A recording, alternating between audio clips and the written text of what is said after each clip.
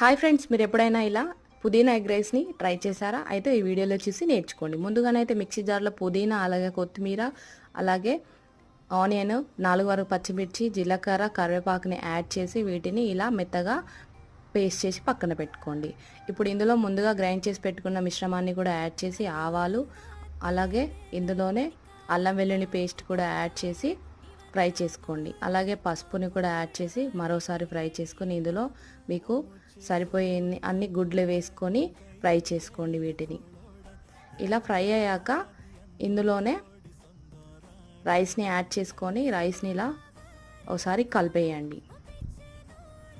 ఇలా బాగా మిక్స్ అయిపోయాక ఇందులో టేస్ట్కి తగినంత సాల్ట్ని కూడా యాడ్ చేసుకొని అలాగే గరం మసాలా, ధనియా పౌడర్ని కూడా యాడ్ చేసుకొని మరోసారి వీటిని అన్నింటినీ మిక్స్ చేసుకుంటే అంతేనండి, పుదీనా ఎగ్ రైస్ అనేది రెడీ అయిపోతుంది మన హోమ్లోనే.